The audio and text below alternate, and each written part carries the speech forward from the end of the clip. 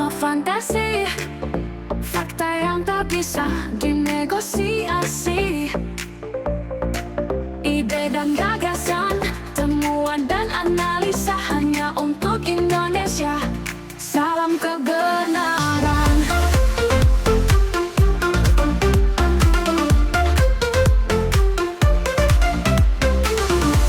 Bismillahirrahmanirrahim. Assalamualaikum warahmatullahi wabarakatuh. Selamat datang di Peradaban Baru Manusia. Jumpa kembali dengan saya, Dr. Tifa, yang insya Allah akan mengantar Anda memasuki peradaban baru dengan peningkatan keimanan, kecerdasan, serta terus menjaga hidupnya cahaya kebenaran sesuai tuntunan Allah SWT. Amin. Teman-teman, hari ini saya ajak Anda untuk menelaah dan membandingkan situasi saat ini, tahun 2025 ini, dengan krisis tahun 1998. Sudah banyak pemikir dan ahli ekonomi yang memberikan pendapat tentang kesamaan situasi tahun ini dengan kejadian tahun 1998. Tak kurang dari Presiden SBY pun juga sudah menyampaikan warning. Frankly speaking, terus terang aja, berdasarkan analisis yang saya lakukan, situasi saat ini bukan lagi seperti 1998, teman-teman, tapi lebih buruk lagi. Karena 1998, krisis bisa berhenti dan Indonesia kembali recovery.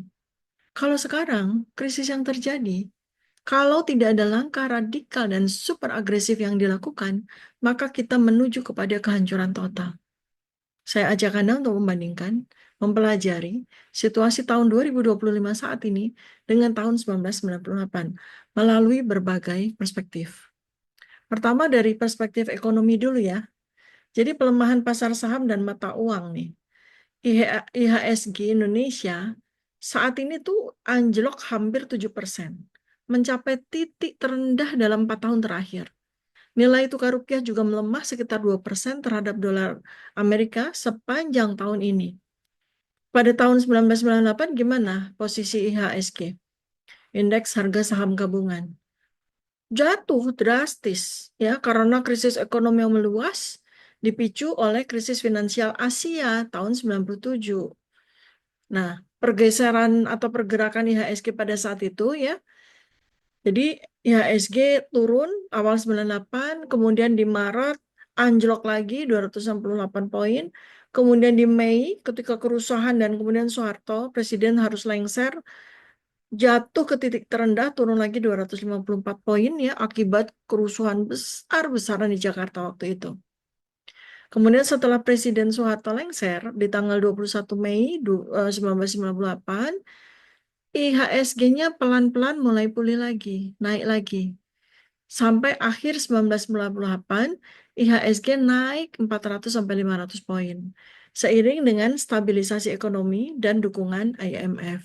Ya, jadi krisisnya tuh 1 tahun.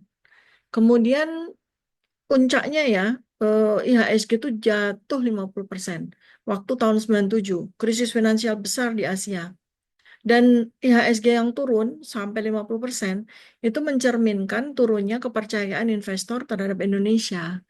Tapi setelah transisi politik ya, Presiden Soeharto lengser kemudian diganti oleh Presiden Habibie ya pada waktu bulan Mei 1998 itu, IHSG berangsur pulih dan ekonomi mulai stabil kembali. Sekarang kita bandingkan dengan situasi IHSG antara 1998 dengan situasi sekarang. Di tahun 1998, krisis berhenti dan recovery dimulai. Dipimpin oleh Presiden Habibie pada saat recovery ya. Jadi kepercayaan investor kemudian pulih ketika Presiden Soeharto dilengserkan. Ada arah pemulihan ekonomi.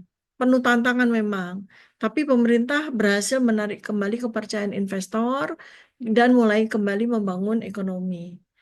Nah, bagaimana dengan sekarang, tahun 2025? Sekarang gimana? Ini krisis bakal terus berlanjut loh teman-teman ya. Dan nggak ada jaminan recovery. Siapa yang bisa menjamin recovery? Utangnya udah kebanyakan Indonesia itu. Sementara negara-negara yang dihutangi sekarang juga sedang tertimbun utang pula. Mereka juga sedang kesulitan. Jadi nggak ada yang bisa menjamin recovery. Ya, jadi saat ini ekonomi Indonesia ini menghadapi sebuah risiko yang namanya stagflasi. Utang yang luar biasa tinggi dan kemudian terjadinya dominasi asing. baik dari Amerika, dari China, maupun dari global power. Saat ini memang IHSG ya 7% turunnya, tapi risiko untuk jatuh lebih berdebam lagi itu jauh lebih besar dibanding 1998. Jika kepercayaan investor asing hilang, ya ini udah mulai pada nggak mau lagi kan melanjutkan investasi kan, akhirnya apa? Ya pada tutup pabrik-pabrik dan pada PHK kan, dan akan semakin meluas saat ini. Maka IHSG bisa jatuh lebih dalam lagi dibanding 1998. Jadi kalau kita bisa kesimpulkan dari dua perbandingan ini, pada saat Indonesia di 1998 itu masih punya banyak peluang recovery. Karena sebenarnya ekonomi masih dalam kendali nasional. Memang jatuh, tapi masih terkendali lah. Sehingga recovery-nya juga bisa cepat. Sekarang di tahun 2025, Indonesia tidak lagi dikendalikan oleh pemerintah, oleh nasional. Indonesia tuh sekarang 10 tahun terakhir itu makin dikendalikan oleh kepentingan asing, terutama China. Sehingga jika terjadi krisis besar, risiko kehancurannya akan lebih permanen. Ya, pada saat itu IHSG. Sekarang kita bandingkan pada saat nilai tukar rupiah ya tahun 98 dibanding dengan sekarang. Pada saat krisis 1998, rupiah memang sempat jatuh banget, anjlok banget. Karena waktu itu dolar masih 2.400 rupiah dan sampai ke 16.800 rupiah, hancur total. Tapi ya itu tadi, setelah perubahan politik terjadi, pergantian presiden terjadi, kemudian masuklah bantuan IMF, rupiah kembali stabil di kisaran 7.000 sampai 8.000 rupiah dalam beberapa tahun ya, setelah Presiden Habibie yang kemudian mengendalikan situasi. Kalau sekarang gimana? Rupiah memang tensnya melemah kan? Sekarang udah di angka 16.500. Dan ini bisa jatuh lagi lebih ke dalam karena para pakar ekonomi juga sudah memperkirakan jatuhnya nilai rupiah sekarang ini bisa sampai 20.000. Ya. Apalagi ketika terjadi krisis semakin besar atau capital flight. Rupiah bisa jatuh lagi sampai mungkin sampai 25.000 situasinya. Dan nggak ada yang menjamin recovery-nya. Karena utang Indonesia jauh lebih tinggi dibanding pendapatannya. Dan kontrol ekonomi yang jauh lebih penting. Kontrol ekonominya lebih banyak di tangan asing sekarang. Jadi tahun 1998, rupiah memang jatuh parah, parah sekali. Tapi bisa pulih karena masih ada kontrol ekonomi nasional. Sekarang 2025, rupiah melemah, melemah, melemah, dan seandainya krisis besar terjadi, bisa jatuh lagi lebih dalam dan sulit pulih karena ekonomi sudah dikuasai asing. Itu bedanya. Jadi risiko terbesarnya jika Indonesia kehilangan kepercayaan investor global, kemudian terjadi instabilitas politik, chaos, kerusuhan terus-menerus seperti yang terjadi sekarang, rupiah bisa mengalami devaluasi permanen dan memicu kehancuran ekonomi yang jauh lebih besar daripada 1998. Kemudian ada lagi yang sebetulnya menjadi sebuah bencana real ya, yang terjadi saat ini dan tidak terjadi di tahun 1998, yaitu menyusutnya kelas menengah dengan cepat. Jadi selama 5 tahun terakhir, setelah pandemi ya, sampai dengan sekarang, kelas menengah Indonesia itu menyusut sampai 20%. Faktor penyebabnya macam-macam, meliputi ya PHK kan waktu pandemi ya, pekerjaan formal jadi berkurang, ketergantungan pada sektor komoditas berupah rendah ya, dan penurunan ini akan mengancam pertumbuhan konsumsi domestik yang merupakan pendorong utama PDB. Jadi kalau waktu 1998 kalau kita mau bandingkan kelas menengah terpukul, iya, tapi bisa pulih dengan cepat. Banyak bisnis bangkrut, PHK besar-besaran, daya beli turun drastis. Tapi setelah ekonomi stabil, distabilisasi oleh Presiden Habibie, kelas menengah bisa bangkit kembali karena ada ruang untuk usaha baru. Ekonomi masih berbasis lokal dan masih ada daya dorong pertumbuhan setelah krisis ya. Sekarang ekonomi itu kan sudah sangat dikendalikan oleh asing. Jadi saat ini kalau kelas menengah menyusut itu bisa hilang permanen. Karena tekanan ekonomi jauh lebih berat sekarang. Inflasi tinggi, biaya hidup naik cepat, tapi pendapatan stagnan. Utang rumah tangga meningkat karena kelas menengah banyak sekali yang terjerat utang. Kemudahan utang ya, apalagi dengan pinjol itu kan menjadikan kelas menengah ini terjerat habis-habisan. Persaingan dengan korporasi dan produk impor, UMKM sulit bertahan. UMKM ada pada posisi kelas menengah kan. Kemudian banyak sektor kelas menengah tergerus oleh digitalisasi sejak 5 tahun ini. Ketika pandemi kan benar-benar sangat membuat eh, perpindahan digitalisasi menjadi sangat cepat, terjadi dominasi perusahaan besar. Sektor-sektor yang dulu menopang kelas menengah, retail, jasa, manufaktur skala kecil, makin susah bertahan. Jadi ini kalau kita lihat dari sisi data penyusutan kelas menengah ini sangat mengerikan loh. Jadi sebelum pandemi tahun 2020 ya, kelas menengah Indonesia itu mencapai 52 juta orang. Di antara 2021 sampai 2022, 30% dari 52 juta orang ini turun ke kelas bawah akibat pandemi. Jadi tinggal 20% dan itu pun juga menyusut dengan cepat. Jadi sejak 2024 sampai dengan hari ini, banyak sekali kelas menengah yang tidak bisa lagi naik kembali. Udah jatuh miskin. Karena ekonomi makin terkonsentrasi di tangan elit dan korporasi global. Maka jika terjadi krisis besar, kelas menengah akan semakin kecil dan akan hilang. Dan Indonesia masuk ke kondisi sandwich economy. Sandwich economy ini ya penduduk terdiri atas kelas bawah dan oligarki atas, elit, tanpa adanya kelas menengah yang kuat. Ya. Jadi pada tahun 1998 kelas menengah terpukul, tapi mereka nggak hilang. Dan ketika ekonomi nasional bangkit, mereka juga bangkit. Nah, sekarang nih, kelas menengah akan makin menyusut dan bisa hilang secara permanen. Karena ekonomi dikendalikan oleh oligarki asing. Dan memang disengajakan terjadi demikian. Jadi semacam pembiaran. Sehingga Indonesia ini akan ya bergerak menjadi negara dengan gap sosial ekonomi yang ekstrim. Adanya cuma kaya sama miskin. Nggak ada kelas menengah. Ya, sehingga tidak ada mobilitas sosial yang sehat. Padahal Al-Quran telah memberikan banyak petunjuk tentang siklus kehancuran suatu bangsa akibat terjadinya ketimpangan sosial, ekonomi, dan politik yang semakin tajam. Salah satu penyebab utama kehancuran adalah hilangnya keadilan ekonomi. Yang bisa kita lihat dalam konteks saat ini adalah ancaman hilangnya kelas menengah di Indonesia. Allah memperingatkan bahwa ketimpangan ekonomi yang dibiarkan akan menyebabkan kehancuran suatu bangsa. Sebagaimana yang tersebut dalam Quran Surat Al-Hasyr ayat 7. Supaya harta itu jangan hanya beredar di antara orang-orang kaya saja di antara kamu. Jadi kalau terjadi sandwich ekonomi, di mana kelas menengahnya hilang, maka uang, ya, harta itu hanya beredar di kalangan orang kaya saja. Sementara orang miskin nggak dapat apa-apa. Orang kelas menengahnya sudah hilang. Maka inilah ekonomi kalau dikuasai hanya oleh segelintir elit. Maka rakyat yang berada di bawah akan semakin miskin dan tidak memiliki daya untuk bangkit. Jadi sistem yang terjadi di tahun 2025 ini menciptakan dua kutub ekstrim, sandwich ekonomi. Ya, kutub pertama adalah kelas atas yang semakin kaya dan semakin kaya, kelas bawah yang semakin miskin dan semakin miskin sampai terjadi kemiskinan ekstrim di antara mereka. Seharusnya ada kelas menengah yang terbesar ini menjadi penyeimbang. Maka ketika kelas ini hilang, negara menjadi tidak stabil menuju kepada kehancuran.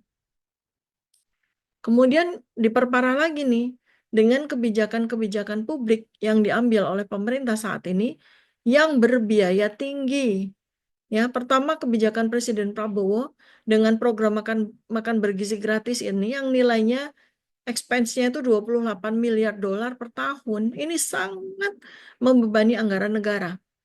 Dan akibatnya apa? Terjadi pemotongan anggaran pendidikan, kesehatan, infrastruktur untuk dipakai membiayai program makan bergizi gratis ini.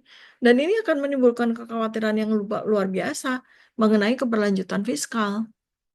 Kemudian, pembatalan kenaikan pajak dan pemotongan anggaran oleh pemerintah menimbulkan ketidakpastian di kalangan investor. Kok keputusan finansial kenapa bisa berubah-ubah? Ya, keputusan fiskal kenapa bisa berubah-ubah begini? Maka trust issue terjadi. Kepercayaan investor asing ya kepada Indonesia menjadi sangat berkurang. Dan nanti imbasnya ya mereka tidak akan mau investasi lagi kan. Dan itu multiplier efeknya luar biasa. Kemudian kalau kita lihat dari perspektif sosial, terjadi pelebaran kesenjangan ekonomi. Ya pada saat tahun 98 memang ekonomi tumbuh ya. Tapi terjadi kesenjangan ekonomi juga. Nah, di saat sekarang ketika golongan elit, golongan kaya ini menguasai 61,3% total kekayaan rumah tangga nasional, mereka menguasai dan ini sangat meningkat ya. Meningkat sekali dibanding dengan tahun-tahun sebelumnya. Mereka menguasai ekonomi, sementara kelas menengah makin menyusut dan makin punah. Kemudian menyusutnya kelas menengah ini berdampak pada penurunan konsumsi rumah tangga yang secara keseluruhan akan bisa memperlambat pertumbuhan ekonomi. Sekarang, kalau kita lihat dari perspektif sejarah, ya, kita bandingkan lagi dengan krisis tahun 1998. Walaupun memang ya secara objektif beberapa indikator makroekonomi saat ini jauh lebih baik dibandingkan 1998. Misalnya rasio utang luar negeri dan cadangan devisa. Walaupun utang luar negerinya tinggi tapi cadangan devisanya masih nyambung ya. Kemudian tantangan struktural seperti ketimpangan ekonomi dan melemahnya kelas menengah ini bisa menimbulkan risiko baru yang dapat menghambat pemulihan ekonomi. Maka kalau kita pertimbangkan berbagai macam faktor-faktor yang tadi, jadi situasi saat ini tuh kompleksitas masalahnya itu dapat menyebabkan dampak yang jauh lebih parah dibanding krisis 98. Terutama jika kebijakan yang diterapkan oleh pemerintah tidak efektif dalam mengatasi tantangan struktural yang ada. Sekarang kalau kita lihat dari perspektif filosofi ekonomi dan sejarah ya, kita harus lihat itu lebih fundamental lagi. Ya, kalau dari sisi filosofi ekonomi, kesalahan struktural dan model kapitalisme yang diadop oleh Indonesia. Jadi sejak reformasi 1998, ekonomi Indonesia telah mengalami perubahan yang sangat besar, tapi tetap berada dalam kerangka kapitalisme neoliberal yang dikendalikan oleh oligarki pada waktu itu. Oligarkinya beda sama sekarang. Ada yang sama, ada yang beda. Nah, masalah yang pada saat itu dihadapi Indonesia adalah akibat dari 3 kesalahan mendasar dalam konteks filosofi ekonomi ya. Pertama, ada 2 konteks kapitalisme. Yang pertama adalah kapitalisme ekstraktif versus kapitalisme produktif. Nah, Indonesia itu tidak pernah benar-benar keluar dari jebakan kapitalisme ekstraktif, di mana ekonomi itu bertumpu pada eksploitasi sumber daya alam, komoditas batu bara, sawit, nikel, dan macam-macam, tanpa membangun basis industri manufaktur yang kuat. Nah, akibatnya, ketika harga komoditas global turun, ekonomi Indonesia langsung terguncang. Karena pendapatan negara sangat tergantung pada ekspor bahan mentah, bukan pada produksi bernilai tambah. Nah, dominasi oligarki memperkuat model ekonomi yang semakin menguntungkan segelintir orang. Nah, kalau kita lihat dari negara-negara yang berhasil pulih dari krisis besar pada waktu yang sama, Korea Selatan dan China, ya, mereka mengadopsi kapitalisme produktif, sementara kita kapitalisme ekstraktif, ya. Mereka berinvestasi besar-besaran di sektor industri, teknologi, dan inovasi, sementara kita tetap berkutat kepada kapitalisme ekstraktif dengan backbone-nya adalah pertambangan, sumber daya alam. Mengekstrak sumber daya alam aja untuk mempertahankan ekonomi. Kemudian pada saat krisis 98, Indonesia terdorong untuk masuk dalam skema ekonomi neoliberal, di mana negara dipaksa mengurangi perannya dalam ekonomi dan menyerahkan segalanya kepada pasar bebas. Ini memang mengakibatkan macam-macam yang sangat fundamental ya. Misalnya terjadi privatisasi besar-besaran BUMN dan sektor-sektor strategis pada waktu itu. Terjadi ketergantungan pada investasi asing yang sifatnya spekulatif, hot money. Terus ketidakmampuan negara dalam memberikan perlindungan sosial yang memadai. Nah, untuk sekarang tahun 2025, di tengah ancaman krisis baru, negara tidak memiliki kapasitas fiskal yang cukup untuk menyelamatkan ekonomi tanpa memperburuk defisit dan utang luar negeri. Ya, ini membuat terjadinya ilusi pertumbuhan ekonomi. Ya, di samping penyusutan kelas menengah ya. Jadi selama bertahun-tahun, pemerintah membanggakan pertumbuhan ekonomi 5% per tahun. Tapi pemerintah tidak menyadari ya bahwa sebagian besar pertumbuhan itu didorong oleh konsumsi domestik, bukan produksi, konsumsi domestik. Kelas menengah itu pembelanja terbesar ya. Mereka tumbuh pesat pada pasca 98, pada era reformasi itu mereka tumbuh pesat, tapi sekarang mereka udah mulai menyusut akibat stagnasi pendapatan dan inflasi yang tinggi. Sehingga Gini rasio ketimpangan ekonomi semakin melebar.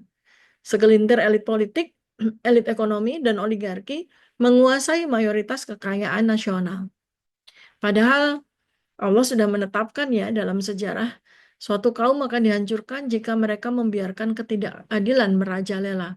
Sebagaimana Allah sudah ingatkan pada Quran surat Al-Anfal ayat 25. Dan peliharalah dirimu dari siksaan yang tidak hanya menimpa orang-orang zolim di antara kamu saja. Ketahuilah bahwa Allah sangat keras siksanya. Jadi kita coba ya analisis, jika sistem ekonomi, politik, dan hukum hanya menguntungkan segelintir orang, ya kehancuran akan menimpa semua pihak gitu. Bukan hanya orang-orang yang berbuat zolim, itu maksudnya peringatan Allah pada Al-Anfal 25 ya. Jadi kehancuran sebuah bangsa itu tidak terjadi seketika, tetapi melalui proses hilangnya keadilan. Ya, rakyat menjadi korban atas ketidakadilan. Kemudian terjadi penyusutan kelas menengah dan kemudian meningkatnya ketimpangan sosial. Jadi saat ini tuh Indonesia sedang menuju tahap ini teman-teman ya. Di mana kekayaan tuh saat ini hanya beredar di tangan segelintir elit aja. Sementara mayoritas rakyat semakin miskin dan semakin tidak berdaya. Jadi pada saat krisis tahun 1998, memang betul terjadi guncangan ekonomi yang dahsyat, tapi ada jalan keluar. Ya, karena krisis itu kan terutama dipicu oleh serangan spekulatif terhadap rupiah kan, sehingga terjadi devaluasi mata uang yang sangat tajam. Nah, ketika ekonomi memburuk, reformasi politik terjadi, membuka jalan bagi demokratisasi dan pemulihan ekonomi yang relatif cepat.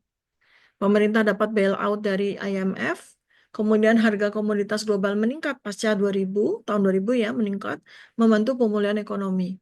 Infrastruktur dasar ekonomi masih cukup kuat untuk mendukung pertumbuhan baru. Sekarang gimana tahun 2025 ini? Krisis saat ini berbeda, karena bukan hanya guncangan ekonomi biasa, tapi lebih kepada kejatuhan sistem ekonomi yang semakin tidak berkelanjutan. Daya beli masyarakat terus menurun, menyebabkan konsumsi domestik lemah, utang luar negeri makin membengkak dengan rasio utang terhadap PDB yang semakin mengkhawatirkan, kesenjangan sosial semakin lebar, menyebabkan potensi instabilitas sosial dan politik, terjadi ketergantungan pada komoditas, sementara industri manufaktur tidak berkembang, terjadi krisis kepercayaan terhadap pemerintah dan institusi negara akibat kebijakan-kebijakan yang dianggap tidak berpihak kepada rakyat. Jadi saat ini sekali lagi, kondisinya lebih berbahaya dibandingkan 1998. Ketika tahun 1998, Indonesia masih memiliki cadangan harapan dalam bentuk sektor ekonomi real yang bisa direformasi. Kini sekarang, dengan semakin melemahnya daya beli, stagnasi ekonomi, dan ketimpangan yang membesar, ruangan untuk recovery semakin sempit. Sementara terjadi ketidakpastian geopolitik dan terjadinya perang ekonomi global. Dunia saat ini berada dalam fase perang ekonomi antara Amerika dengan China, serta blok-blok ekonomi lainnya. Indonesia tidak memiliki strategi yang jelas untuk bertahan di tengah konflik global ini. Ya, masih membingungkan gitu. Nah, kemudian beda dengan 1998 lagi ya, ketika itu reformasi membawa harapan baru. Saat ini, tahun 2025 ini, oligarki ekonomi dan politik semakin kuat. Oligarki bekerja sama semakin erat dengan penguasa untuk memperkaya diri mereka sendiri dan kroni-kroninya. Nah, disinilah ya, Allah juga menegaskan, ketika amanah kepemimpinan diberikan kepada orang-orang yang tidak layak, maka kehancuran akan datang. Sudah tertulis dalam Quran Surat An-Nisa ayat 58. Sesungguhnya Allah menyuruh kamu menyampaikan amanah kepada yang berhak menerimanya. Dan apabila kamu menetapkan hukum di antara manusia, hendaklah kamu menetapkannya dengan adil. Nah, jadi pemimpin itu harus yang amanah. Kalau pemimpin tidak amanah, hancur negara. Dan kebijakan yang merusak ekonomi, sosial, dan budaya rakyatnya. Ketika pemimpin hanya bekerja untuk kepentingan oligarki dan elit global, Maka rakyat hanya menjadi alat untuk eksploitasi, diperes habis-habisan, tanpa mendapatkan haknya. Jadi sistem pemerintahan yang seperti ini nggak akan bertahan lama. Ya, karena rakyat yang terhimpit secara ekonomi dan sosial, pada akhirnya suatu ketika akan melakukan perlawanan atau hancur dalam keputusasaan. Jika krisis ini terus memburuk tanpa solusi nyata, teman-teman, Indonesia berpotensi menghadapi keruntuhan sosial, di mana ketimbangan ekonomi memicu konflik sosial, kriminalitas meningkat, dan kepercayaan terhadap negara runtuh. Jadi apa yang terjadi dengan Indonesia nih? Kalau skenario Indonesia menuju kehancuran dan akuisisi oleh kekuatan global terus berlanjut, rakyat akan menghadapi krisis multidimensional yang sangat parah. Ini mencakup kemiskinan massal, hilangnya kedaulatan individu, represi politik, hingga potensi konflik sosial yang besar. Ya. Rakyat akan semakin miskin, harga-harga melonjak, dan daya beli jatuh. Inflasi tinggi yang diakibatkan oleh utang luar negeri dan devaluasi rupiah. Harga kebutuhan pokok naik drastis karena ketergantungan pada impor dan lemahnya produksi dalam negeri. Gaji stagnan, PHK massal, dan sektor informal semakin tercekik akibat digitalisasi ekonomi yang dikuasai oligarki dan asing. Kelas menengah sebagai pilar stabilitas sosial akan hilang jika ekonomi terus dikuasai oligarki dan asing. Kelas menengah akan jatuh berdebam ke kelas bawah dan semakin sulit bangkit. Kenapa saya bisa mengatakan seperti itu? Karena sudah terjadi di beberapa negara. Contoh yang paling jelas itu di Venezuela. Ya, masyarakat di mana ketika terjadi situasi yang seperti tahun 2025 ini ya, mayoritas rakyat akan beralih ke pekerja informal atau migrasi ke luar negeri, milih eksodus. Ya, kabur aja dulu. Nah, sementara kita lihat data BPJS menunjukkan ketimpangan ekonomi di Indonesia semakin lebar. Ya, banyak negara yang mengalami kehancuran seperti Argentina dan Venezuela mengalami dampak serupa. Jadi sama persis, hilangnya kelas menengah dan meledaknya angka kemiskinan. Kemudian apalagi yang terjadi? Tanah dan properti rakyat akan diambil alih oligarki dan asing. Tanah rakyat akan dijual murah atau disita oleh perusahaan besar yang terhubung kepada global power. Harga tanah dan rumah semakin mahal, memaksa rakyat hidup dalam keterbatasan. Maka bisa terjadi kondisi seperti di Lebanon dan Argentina. Hanya elit yang bisa memiliki tanah dan properti. Ya, kemudian petani dan nelayan kehilangan mata pencaharian. Apalagi petani dan nelayan yang ada di pantai utara Jawa, udah pasti itu mereka akan kehilangan mata pencaharian. Karena lahan-lahan mereka dikuasai korporasi dan investasi asing dengan PIK 2 dan seterusnya. Kemudian sektor perikanan juga semakin dikuasai perusahaan global. Nelayan kehilangan akses ke laut. Ya, dan ini udah terjadi loh teman-teman dalam 10 tahun terakhir ya. Lahan produktif semakin berkurang karena korporatisasi. Dan ini kurang lebih sama dengan situasi di Sri Lanka. Tanah rakyat dijual ke investor asing setelah negara gagal membayar hutang. Dan rakyat akan dikuasai sistem digital dan fintech. Digitalisasi ekonomi dan sosial kredit akan menjadi alat kontrol total seperti yang terjadi di China. Sistem tanpa uang tunai, cashless society, akan membuat rakyat sepenuhnya tergantung pada sistem keuangan global. Maka jika seseorang menentang kebijakan pemerintah atau global power, akses ke uang dan layanan dasar itu bisa diblokir. Jadi ini sudah diterapkan ya di China ya. China kan sudah menerapkan itu gitu. Sekarang bagaimana dengan represi politik dan hilangnya kebebasan berpendapat? Saya sangat khawatir dengan undang-undang TNI yang baru yang sudah disahkan ini ya. Maka berkemungkinan besar rakyat akan semakin sulit mengkritik pemerintah dan oligarki. Undang-undang ITE dan regulasi yang lain akan semakin ketat untuk membungkam kritik. Militerisasi pemerintah bisa menyebabkan represi yang lebih besar kan dengan undang-undang TNI yang baru ini. Jadi itu situasinya persis seperti Venezuela. Kritik terhadap pemerintahan dibungkam bisa berujung pada intimidasi atau penangkapan, pemenjaraan. Kan udah terjadi ya. Kemudian sangat berkemungkinan situasi saat ini itu terjadi ketimpangan ekonomi dan sosial yang akan memacu kerusuhan. Karena kesenjangan ekonomi yang semakin besar akan memicu revolusi sosial kan. Kelompok miskin akan melawan oligarki dan pemerintah berpotensi menimbulkan bentrokan besar. Dan gerakan separatis juga bisa meningkat ya. Daerah-daerah yang merasa dirugikan bisa semakin berupaya memisahkan diri dari Indonesia. Ini kejadiannya sama seperti Yugoslavia dan Sudan. Konflik ekonomi berujung pada disintegrasi nasional.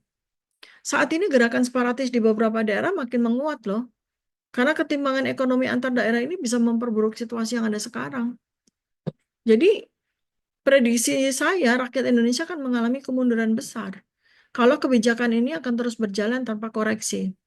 Rakyat Indonesia akan kehilangan segala-galanya, ekonominya, tanahnya, hak kebebasannya, dan masa depannya. Kemiskinan massal dan hilangnya kelas menengah akan menjadikan rakyat sepenuhnya tergantung pada oligarki dan global power. Dan sepertinya sudah sesuai dengan skenario mereka. Hilangnya kepemilikan tanah dan aset akan membuat rakyat tidak berdaya secara ekonomi. You will own nothing and you will be happy. Kan itu jargonnya New World Order tahun 2030 ya. Dan sekarang udah makin lama makin udah terjadi gitu. Sistem digital dan sosial kredit akan menjadi alat kontrol yang membuat rakyat kehilangan kebebasan. Dan represi politik akan semakin kuat untuk mencegah perlawanan. Potensi konflik sosial dan disintegrasi nasional akan meningkat. Jika rakyat tidak sadar dan melawan sejak sekarang, melakukan sebuah antisipasi sejak sekarang, Indonesia bisa berakhir seperti Venezuela, seperti Argentina, Lebanon, bahkan Yugoslavia yang hancur total. Bagaimana solusinya nih? Ada solusinya nggak? Ya harus ada. Kita harus berjuang untuk mencari solusi ya. Ya saya menyodorkan model ekonomi Islam futuristik. Seperti Allah akan memberikan pertolongan itu kalau kaum itu udah berusaha, udah berikhtiar, ya kan? Sebagaimana Allah sudah memperingatkan pada Quran Surat Ar-Ra'd ayat 11 kan? Sesungguhnya Allah tidak akan mengubah keadaan suatu kaum kalau mereka sendiri nggak bisa mengubah keadaan mereka sendiri. Jadi memang harus ada perubahan. Dan perubahan itu jangan harap dari penguasa, jangan harap dari elit-elit. Perubahan itu harus dimulai dari rakyat sendiri. Ya, kelas menengah yang sekarang ini masih tersisa harus bersatu untuk membangun kemandirian ekonomi agar tidak tergantung pada sistem yang dikendalikan oleh oligarki. Ya, munculkan kesadaran kolektif dan aksi nyata ya sebagai cara untuk mencegah Indonesia jatuh ke dalam kehancuran total. Jika Indonesia ingin keluar dari ancaman kehancuran total, harus ada pergeseran mendasar dalam paradigma ekonominya. Jadi simpulannya ya, situasi saat ini tuh lebih buruk teman-teman dari 1998. Karena bukan hanya krisis ekonomi, tetapi juga kehancuran struktural yang semakin sulit diperbaiki. Tanpa adanya perubahan mendasar dalam filosofi ekonomi dan kebijakan strategis, Indonesia akan semakin terperosok ke dalam krisis multidimensional yang berujung pada dekadensi total. Perubahan harus datang ya dari reorientasi sistem ekonomi yang lebih adil, berbasis produksi, dan kemandirian. Model Islam futuristik dapat menjadi alternatif solusi untuk membawa Indonesia keluar dari ancaman kehancuran. Ya, prinsip-prinsip model Islam futuristik itu gini. Ekonomi berbasis produksi dan inovasi. Ya, berhentilah bergantung pada ekspor bahan mentah dan mulai membangun industri berbasis teknologi dan digital. Distribusi kekayaan yang lebih adil. Ya, reformasi sistem keuangan agar lebih berbasis kepada keadilan, termasuk mengurangi dominasi bank berbasis riba. Kemudian kemandirian ekonomi, mengurangi ketergantungan pada investasi asing dan memperkuat ekonomi berbasis komunitas. Pemerintah harus menjadi pemerintah yang berdaulat secara ekonomi. Negara harus kembali berperan aktif dalam mengatur ekonomi, bukan sekedar menjadi fasilitator bagi korporasi besar. Saat ini teman-teman, ya, Indonesia sedang menuju kehancuran karena sistem ekonomi yang timpang, kelas menengah yang menyusut dan berkemungkinan hilang, dan kepemimpinan yang tidak berpihak kepada rakyat. Al-Quran sudah memperingatkan bahwa bangsa yang membiarkan ketidakadilan akan dihancurkan secara sistematis. Satu-satunya jalan keluar adalah membangun sistem yang adil, memberdayakan ekonomi rakyat, dan merebut kembali kendali atas negara dari tangan elit oligarki dan global power. Waktu semakin sempit loh teman-teman. Jika rakyat tidak segera bergerak, maka Indonesia akan menjadi negara yang sepenuhnya dikendalikan oleh kekuatan asing tanpa ada jalan kembali. Bagaimana pendapat Anda? Silakan tulis di komentar ya, dengan komentar yang cerdas dan bermanfaat. Bantu video ini viral, subscribe, like, and share ke teman-teman kalian. Suara kita harus didengar, karena kita diam siapa yang akan membela masa depan Indonesia. Terus ikuti DRTF Channel, nantikan video-video berikutnya. Wassalamualaikum warahmatullahi wabarakatuh. Salam kebenaran.